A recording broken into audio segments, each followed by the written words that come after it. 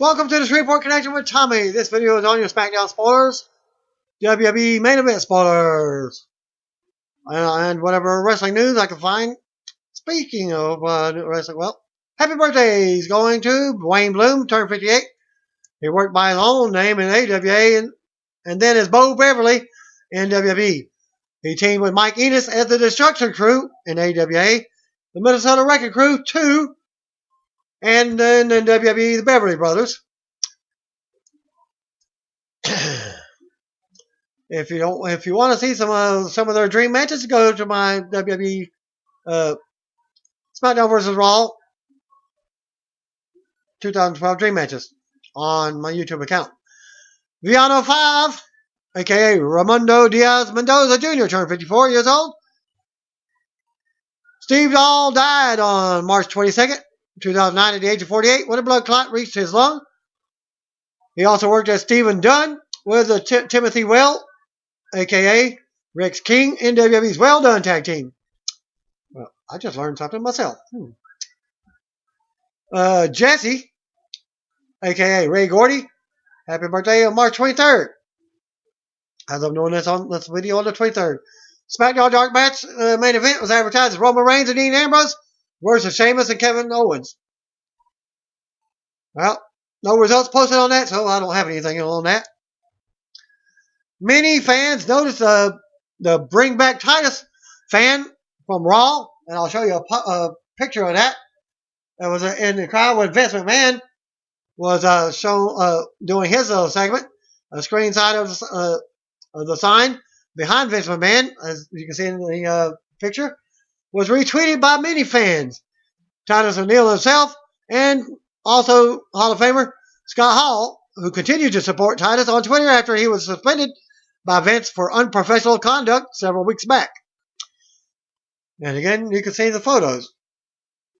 Former TNA wrestler Eric Young called in to Busted Open talk show with Doug Mortman and Dave LaGreca to discuss why he left TNA and what lies ahead for him. And here's the highlights. Eric Young comments on his reason for leaving. For me, it's 12 years, and sometimes it's time to move on. I'm not saying it's because I wasn't fulfilled with what I was doing there or the people I was working with. It just became time, and I'm not a dirt guy or a drag people through the mud. TNA's been my home for 12 years. They allowed me to make a pretty good living in professional wrestling for 12 years, and I wish them all the luck. Things don't end because they're good. People don't get divorced because they're having an amazing love life and still love each other and things are great. Things end because they're not the way that they're supposed to be. Things weren't the way they're supposed to be for me, in my opinion. So it was time for me to step away and do something else. He's doing the same thing Wade Barrett's doing. What's that going to be? I don't have any idea. It's terrifying and exciting. And there's lots of stuff up in the air with wrestling. There's some big stuff kind of in the works for television stuff for me right now that I can't talk about contractually. It's terrifying. I'm 36 years old and I'm unemployed for the first time in my life. It's pretty crazy.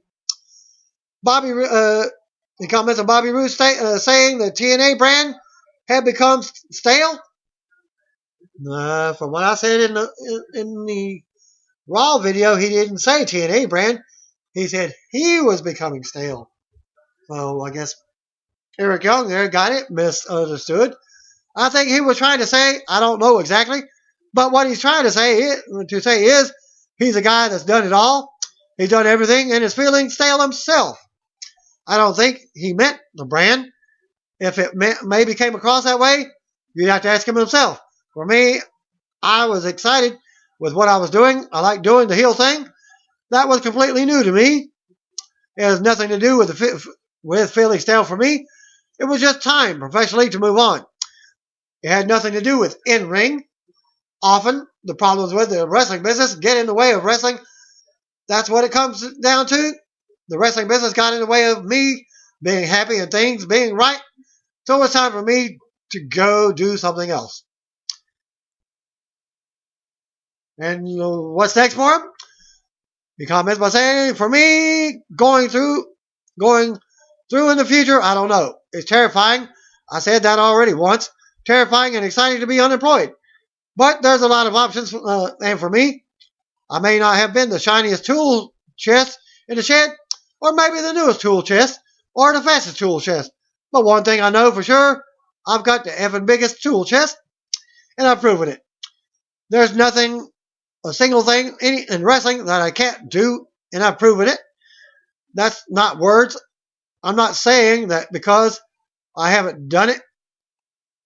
I've seen the card from every single angle. I've done tag. I can work X division or cruiserweight or whatever you want to say. I've been world heavyweight champion, and I did well at that. I can make you laugh. I can make you hate me. I can make you cry. I can make you do a pile of things with wrestling. I'm terrible at life. I'm terrible at most things, but pro wrestling I can do, and I've proven it. I'm not worried. Something's going to happen, and I can't wait to see what that's going to be. And then he comments on whether NXT WWE may be in his future and his home. Obviously, it's a definite possibility. From the second that something was put up, of course, the parallels are being drawn, and it's something that's definitely an option for me. The book is wide open, and never in my career have I had that. I've always been a TNA guy. It's exciting to say that I'm going to open another chapter. I've got a good foothold in pro wrestling, and it's cool to kind of be able to choose and have that ability because not everyone gets a chance. It's a very cool thing, very flattering. And that's all from the highlights from his interview. A fan was ejected for hitting Braun Strowman in the face during last night's Raw Dark Match main event, which saw Sami Zayn, Roman Reigns, Dean Ambrose, and Dolph Ziggler defeat the Wyatt family. Still waiting on more details from the Braun injury, or if there is one, apparently struck while he was on the floor near the barrier. Apparently, Braun pointed at the fan, and they were quickly taken away by security. Well, that's one report. As seen in this video link, but this video link, the video probably pulled by WWE. They don't want you to see what happened. But at the 1 minute and 20 second mark in the video, Strowman was selling outside of the ring and made his way to the barricade when a fan appeared to uppercut him. Strowman quickly pointed the fan out to security, and he was promptly ejected from the arena. Well, that's one. As of this writing, no official update on Luke Harper's status. As noted, Harper's knee buckled at the start of the match. He went to the floor to be checked on by trainers, and then continued the match on. Harper could be seen punching the floor and appeared to be in pain. So that's what he was doing. He was helped to the back by Braun and Bray Wyatt, taken away in an ambulance afterwards. And here, show you some photos from that. They can't take that off of Twitter, what have you, from that. And there may be some more details. As I read another detailed thing that there was a wrestling hold put on Braun. Some type of, I think it was a stunner type move, but the guy released it. Probably because security was catching him. Well, Terry Funk appeared in the backstage segment on last night's Raw with Dean Ambrose, where he presented Ambrose with a chainsaw, Charlie's chainsaw, to use in a no-holds-barred street fight against Brock Lesnar at WrestleMania 32. Funk was also backstage for Raw last night. Indie wrestlers used as extra in the segment include Brittany Blake and Vic Delicious. I've never seen him. And one of the guys that was in the background, he was an older guy, so I don't think he was an indie fan wrestler. The Headbangers, Billy Gunn, ODB, Mr. Anderson, Al Snow, Abyss, Tatanka, Thea Trinidad, Gene Okerlund, Katie Forbes, Luke Hawks, Robbie E., Scotty Too Hottie, Grandmaster Sexay, Terry Runnels, and stars from Ring of Honor are being advertised for the Kevin Nash's 5th annual Shenanigans Party during WrestleMania weekend. This year's party takes place at the Iron Cactus on Main Street in Dallas on April 1st, Friday being April 1st. Tickets run from $27.37 to $106.49. And you can go to this link for more details on that, as fans can meet talents and party with them. VIP tickets include a dinner buffet, a private meet and greet, and more. The event is open to fans 21 and older because drinks are available. And again, the website's name is shenanigansdallas.eventbrite.com. As you can go to the link, /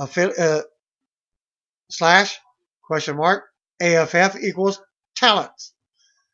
Former diva Eve Torres Gracie will appear on April 11th Supergirl episode on CBS. She will play DC Comics character Maxima, who is affiliated with Superman and the Justice League in the comics. WWE is now hiring temporary creative writers to help develop creative storylines and content for TV and WWE Network. They are looking for someone with a minimum of 5 years of TV, film, writing, and production experience. The job listing, which can be seen at, they didn't advertise a link, so I can't post a link. Noted they are looking for someone plugged into pop culture. Professional experience with dramas and comedies are a plus, as is an experience in writing and directing reality TV. Description reads like this. WWE develops and produces the last of the great variety shows on television, combining all the elements of entertainment, sitcom, talk show, soap opera, action, adventure, and drama, with 52 weeks of original programming without an off-season or reruns. It is quite a creative challenge to keep characters and storylines interesting and compelling. That's where you come in. This next link is for the WWE Superstar, WWE Super Tokens for the Supercard mobile game, and are now available in GameStop stores everywhere.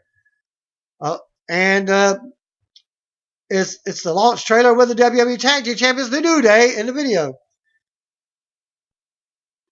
This next link is Xavier Woods showing the new WWE Super Tokens in action in the new video from his Up, Up, Down, Down YouTube channel. As noted, Super Tokens are now available at GameStop worldwide for the WWE Supercard mobile game.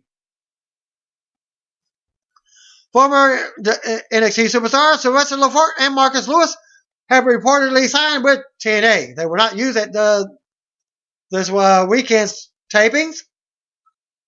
They were set to debut on the next set of tapings on Impact in the next several weeks, but did not appear in front of a live crowd at last week's tapings. Former NXT tag team partners were released back in February. As noted, TNA's Bob Ryder noted on Twitter that the company signed 5 new talents last week. You can go to the spoiler videos for Impact to find out who they are.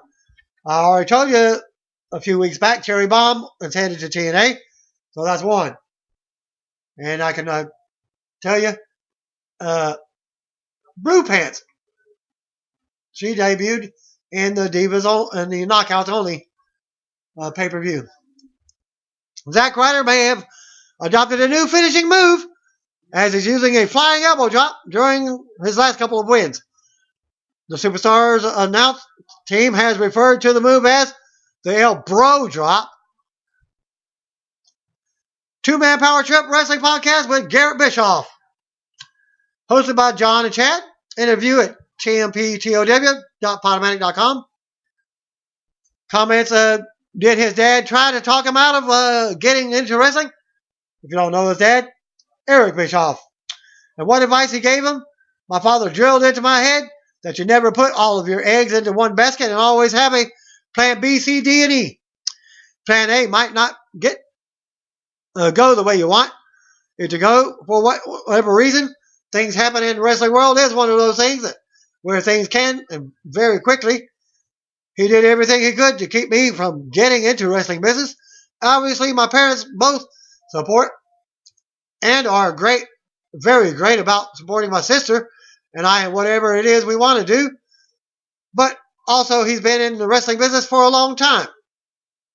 And he's seen what it does to you and to your body and the unstable nature of it sometimes. I think he realized where there is no way to talk me out of it. And after a few weeks or months of trying, he finally realized that it wasn't going to work. Reflecting on Kurt Angle leaving TNA and what role did Angle play in Garrett's early TNA career? He is such a good guy, and his mission is to help guys like me and the young guys coming up. He is intense. When you are in the ring with Kurt Angle, you know you are in the ring with Kurt Angle, and you're not going to forget it for a few days afterwards. But it's no much fun because its only goal in the match is to make sure that he is helping you learn and hone your craft, and he is a phenomenal teacher. He loves to do it and has a passion for it. And like I said, I can't say enough good things about Kurt Angle. Every time I see him, I tell him thank you. Feelings on being out with a startup faction like Aces and Eights instead of establishing his own character. I think my exact words were, hell yeah. I saw the writing on the wall and I saw how people were reacting to it and was like, absolutely. It was a cool, edgy, and something that nobody had seen really since the NWO and the Degeneration X. And so it was not brand new with the idea, but we were doing with the physicality of what it was. Nobody had seen it in a long time. Nobody had seen this edginess and raw just nastiness since Degeneration X and the NWO. And it hadn't been done again. And in a sense of it was fresh.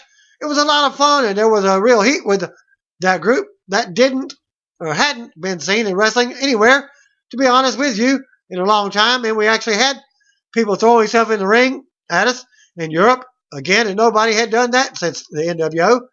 With the ring literally being trashed by the time we left. When the mask started to come off of each member, did that change the dynamic of the group? They had to. You can't do that forever. Everyone had to be unveiled because that was part of the hype. So yeah, it changed, but I don't think it was a bad thing. Once we figured out you can only dangle the carrot in front of people for so long before they say, I'm going to find another carrot.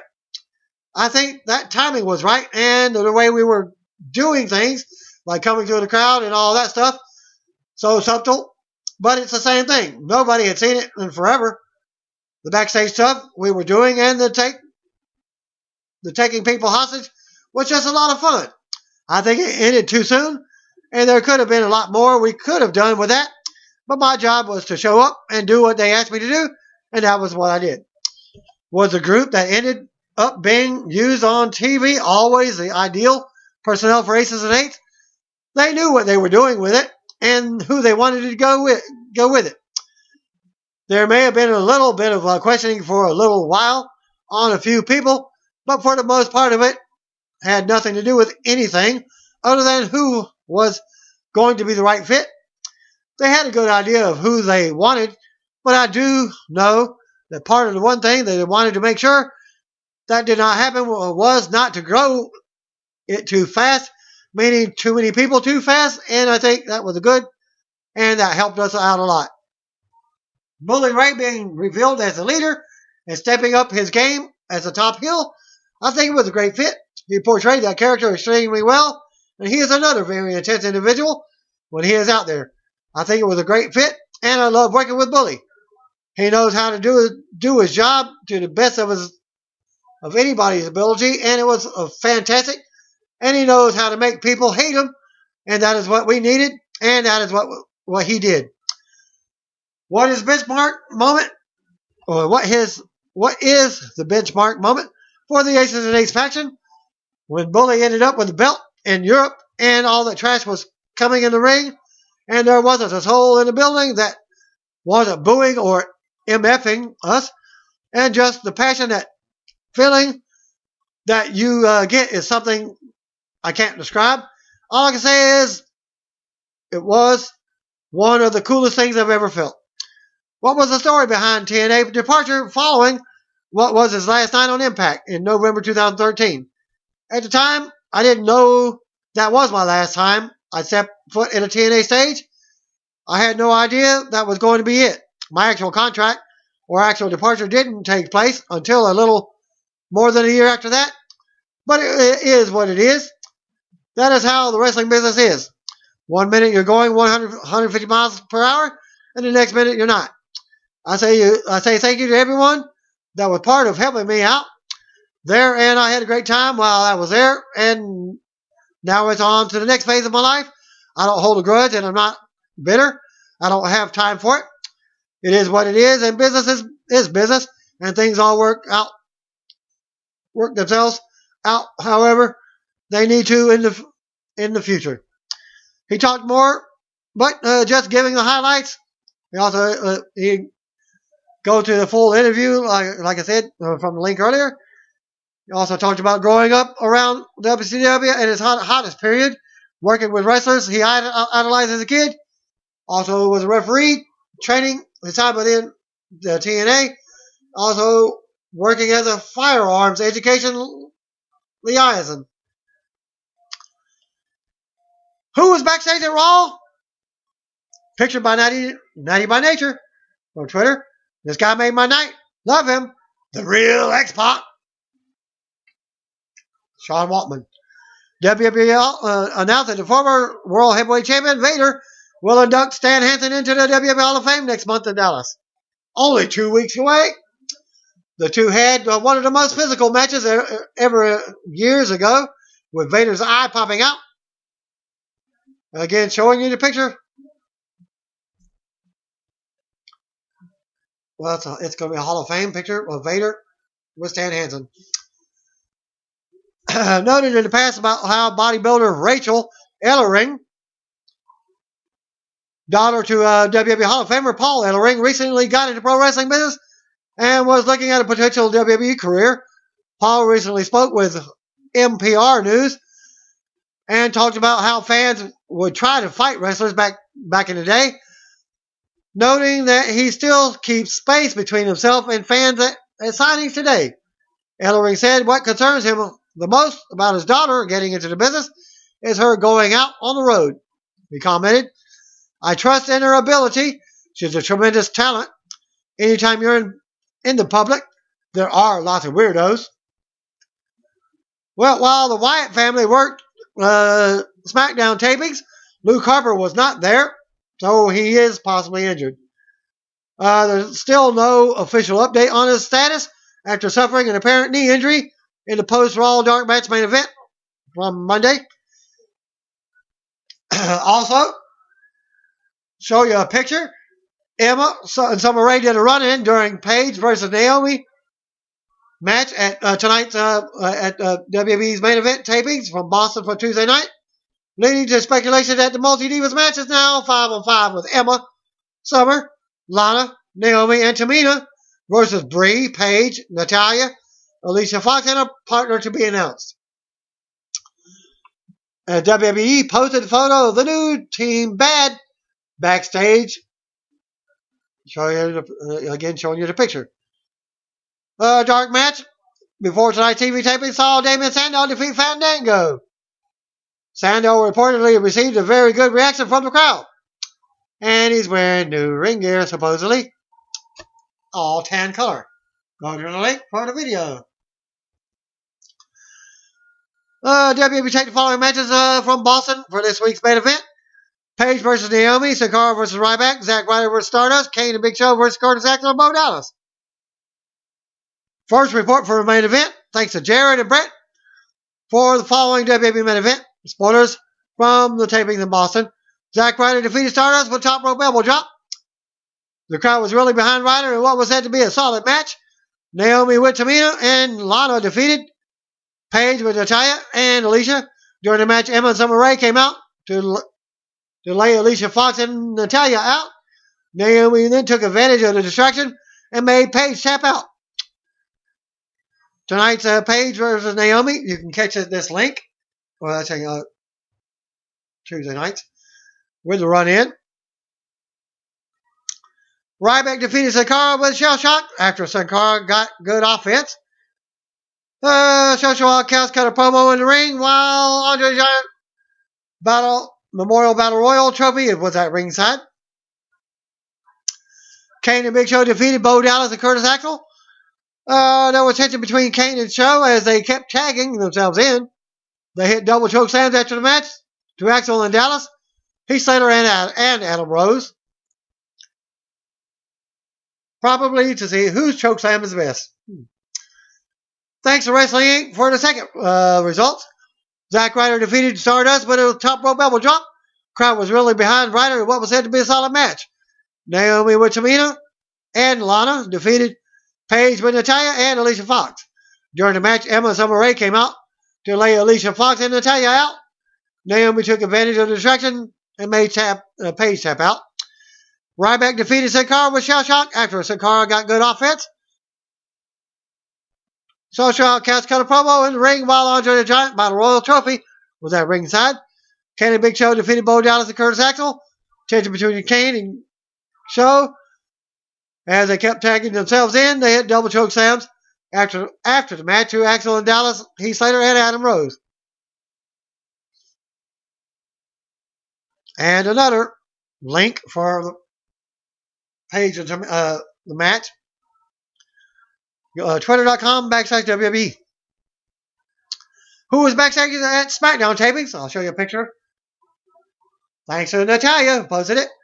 Christopher Nowinski. Yep. You remember him, the one that does the concussions stuff. First report for SmackDown, thanks to Jared and Brett, I should say, for the SmackDown spoilers. SmackDown opened up with Diva Champion Charlotte and Ric Flair in the ring for a heel promo. Sasha Banks defeated Charlotte in a non-title match. Becky Lynch was on commentary and Sasha got a huge hometown pop. Sasha countered the figure 8 with a roll-up for the win. After the match, Becky dropped them both and leaves. Sasha recovered first and dropped Charlotte with a backstabber. I guess the reporter don't know bank statement. Tag Team Champions New Day were out next to a huge pop. They cut funny promos but get interrupted by the League of Nations. But Alberto Del Rio was not there. Sheamus defeated Kofi Kingston. Sheamus dominated the early part of the match, but Kofi came back strong. Sheamus won with a brogue kick after an assist from King Bear and Rusev. Usos defeated the Ascension in a quick match with a double super kick to Victor. After the match, the Usos hit a top rope splash through the tables on Connor and Victor. Renee Young then interviewed the Dudley Boys backstage. They trash talked the Usos, Rikishi, and the Wild Samoans. Roman Reigns interrupts and tells Bubba Ray he wants a fight tonight. Sami Zayn and Dolph Ziggler defeated The Miz and Intercontinental Champion Kevin Owens. There was tension between the heels early on, but they got on the same page and dominated until Ziggler made a hot tag to Zayn. Owens tried leaving, but Stardust and Zack Ryder stopped him. Miz attacked Owens from behind, brought him back in the ring for a skull-crushing finale. Zayn hit Miz with a hell of a kick for the win. Everyone got involved and hit their finishers. Ryder was left standing after dropping Owens with the Rough Rider. Well, they're giving him a big push going into WrestleMania. Roman Reigns versus Bubba Ray Dudley ended in a double countout. Reigns was out first with a big pop, and Devon came out with Bubba Ray. The match quickly went to the outside and turned into a very physical brawl for the countout. Reigns was in control when Devon ran in to save Bubba, but Reigns hit him with a Superman punch, then a steel step shot outside the ring. Bubba came back in the ring, dazed as Reigns slid in and speared him before heading to the back. Backstage comedy segment with Goldust and R-Truth. Sin Cara and the U.S. champion Kalisto backstage talking about their WrestleMania 32 matches. Kalisto bumps into Ryback, who knocks Kalisto for his size. Kalisto guarantees he will win at WrestleMania. AJ Styles defeats Tyler Breeze in a quick match with a phenomenal forearm. Paul Heyman and Brock Lesnar come to the ring for a promo on Dean Ambrose. Heyman calls Ambrose out to fight Lesnar. Wyatt family comes out instead. They surround the ring, but Ambrose's music hit, and out he comes. Lesnar and Ambrose take out the Wyatts, Ambrose attacks Lesnar with a kendo stick. Lesnar drills Ambrose with a clothesline and drops him with an F5 to end SmackDown. Second report for the March 24th episode of SmackDown on the USA Network. From the TD Garden Arena from Boston, Massachusetts, Sasha defeated Charlotte. Sasha countered the figure 8 with a roll-up for the win in a non-title match. Becky came out and beat them both down after the match. Sheamus defeated Kofi Kingston. New Day and the League of Nations cut promos on each other before the match. Back and forth action until Sheamus won with a rope kick after an assist from King Bear and Rusev. Usos defeated the Ascension. Usos won in a quick match with a double super kick to Victor. After the match, Usos hit the top rope splash through the table on Connor and Victor.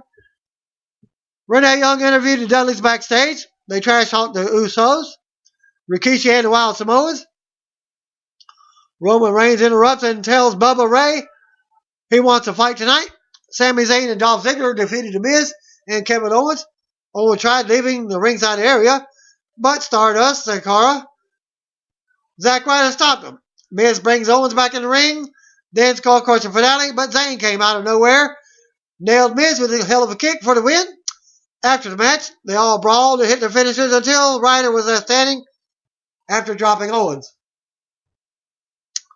That report didn't say what he dropped him with. Roman Reigns versus Bubba Ray. Double count out. The match went to outside in the opening moments. Quickly turned into a ringside brawl. For the double count out, Devon ran in for the save, but Reigns laid him out. Bubba came back in and Reigns laid him out with a spear before heading to the back. Sin Cara and Kalisto were cutting promo in the back when Ryback interrupted.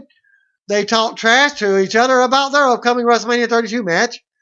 AJ Styles defeated Tyler Breeze as AJ got the pinfall victory after hitting the phenomenal forearm in what was described as a quick match. Paul Heyman and Brock Lesnar came to the ring for a promo on Dean Ambrose to end the show. Wyatt family interrupted first and surrounded the ring. Ambrose's music hit, and he hits the ring. Lesnar and Ambrose worked together to beat down the Wyatts. Ambrose then attacked Lesnar with a kendo stick. Lesnar laid out Ambrose with a clothesline and then hits the F5 to end SmackDown. Third report, thanks to Steve Carrier from several dirt sheets. Real brief as he normally does, some of them. He says, SmackDown kicks off with an in-ring promo from Charlotte and Ric Flair. Sasha Banks defeated Charlotte in a solid non-title match. New Day cut a promo but was interrupted by the League of Nations. Sheamus defeated Kofi. Usos defeated the Ascension in a quick match. Renee Young interviewed Dudley Boyz backstage. Sami Zayn and Dolph Ziggler defeated The Miz and the Intercontinental Champion Kevin Owens. Roman Reigns versus Bubba Dudley ended up in a double count out. Backstage segment with Goldust and R-Truth. Wasn't anything from Goldust and R-Truth in the second one. Sin Cara and U.S. Champion Kalisto were backstage talking about the WrestleMania 32 matches. Kalisto bumps into Ryback, who knocks Kalisto for his size. Kalisto guarantees he will win at WrestleMania. AJ Styles defeated Tyler Breeze. Paul Heyman and Brock Lesnar come out. They call out Dean Ambrose. But instead, the Wyatt family come out. They attack Lesnar until Ambrose comes out to make the save.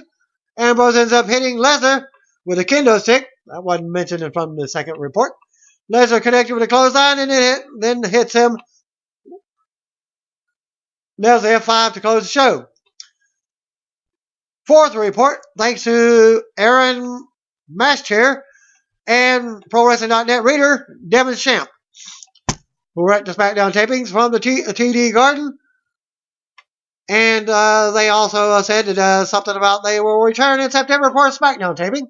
Another one. Sasha Banks defeated Charlotte in non-title action. Banks rolled up Charlotte as she was going for the figure four. Afterwards, Becky Lynch attacked Charlotte. Nothing more than that. Sheamus defeated Kofi. Sheamus won with a brogue kick. Usos defeated the Ascension. They've shown Roman Reigns twice on screen, including one backstage with the Dudley Boyz. And the fans have cheered him both times. Dolph Ziggler and Sami Zayn defeated The Miz and Kevin Owens. After the match, there was a brawl between the latter competitors. Ryder came out on top. Roman Reigns fought Bubba Ray to a apparent no contest. Reigns got cheered big time by the Boston crowd. Reigns was beating up Bubba at ringside when the referee called for the bell. Count out. Neither correspondent were certain whether the match was a count out or disqualification. As previous reports said, count out. And your main event for the evening wrestling match was AJ Styles defeating Tyler Breeze. What was supposed to be a match, supposedly, Brock Lesnar versus Dean Ambrose, ended up nothing more than a melee. Brock Lesnar, Paul Heyman cut a promo. Wyatt family interrupted. Ambrose came out and helped clear the Wyatt family from the ring. And then fought with Lesnar. Brock left Ambrose lying to close the show. And that concludes. There was no reports from the Dark Match main event. Thanks again. Peace out. What want to be? If you don't know, just call me brothers and sisters.